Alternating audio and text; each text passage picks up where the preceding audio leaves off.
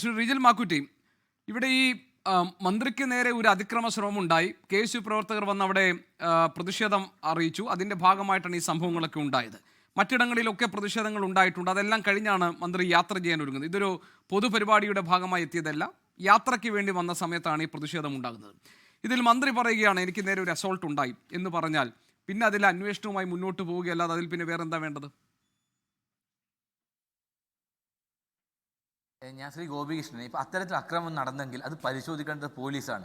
ഈ അക്രമം നടന്നപ്പോൾ തന്നെ DGP പറഞ്ഞു എന്താണ് വധശ്രമത്തിന് കേസെടുക്കുമെന്ന് പറഞ്ഞു.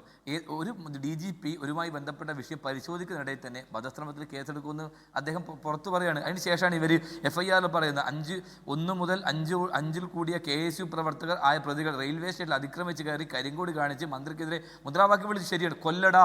ആ കൊല്ലടാ എന്ന് പറയുന്ന വാക്ക് നിങ്ങളുടെ മീഡിയ ഉൾപ്പെടെയുണ്ടല്ലോ, അവിടെ കേട്ടിട്ടുണ്ടോ? അങ്ങനെ അവരാരും മുദ്രാവാക്യം വിളിച്ചു, സത്യമാണ്. കൊല്ലട എന്ന് വിളിച്ചിട്ടുണ്ടോ? ഇല്ല. അങ്ങനെയുള്ള ഒരു ഫേക്കായിട്ടുള്ള FIR ഇട്ട് ഒരു മന്ത്രിയെ ഈ പാർട്ടിയെ സന്തോഷിപ്പിക്കാൻ പോലീസ് കാണിച്ച ഒരു കാര്യമാണ്. അത് കാണിച്ചോട്ടെ.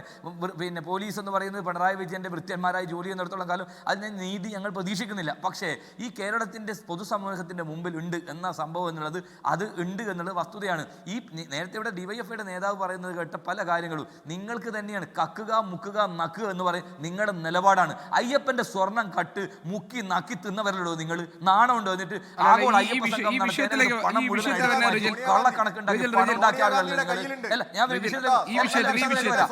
ആരോഗ്യമന്ത്രിയുടെ വിഷയത്തിലേക്ക് വരാം. അതെ, ആരോഗ്യമന്ത്രി ഞാൻ പറഞ്ഞു വന്നത് അതുകൊണ്ട് അമ്മാതിരി വർത്താനം പറയണ്ട. പറഞ്ഞല്ലോ, വ്യക്തിപരമായി ആക്ഷേപിച്ചല്ലോ, ഞങ്ങളെ ആക്ഷേപിച്ചല്ലോ.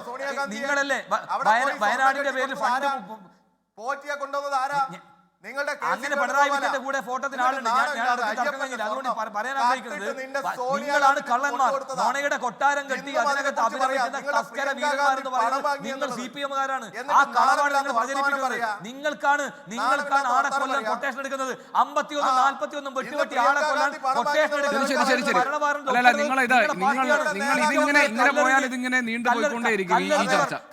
രണ്ടുപേരും വിഷയത്തിൽ നിന്ന് തെന്നി മാറുക, വിഷയത്തിൽ നിന്ന് സംസാരിക്കുക. ലോകത്തെവിടെയായാലും ഏത് സമയത്തും 24 വാർത്തകളും ഓഗ്മെന്റഡ് റിയാലിറ്റി പാക്കേജുകളും എക്സ്പ്ലെയിനറുകളും വിശദമായി കാണാൻ ഞങ്ങളുടെ YouTube ചാനൽ നിങ്ങൾക്ക് സബ്സ്ക്രൈബ് ചെയ്യാം.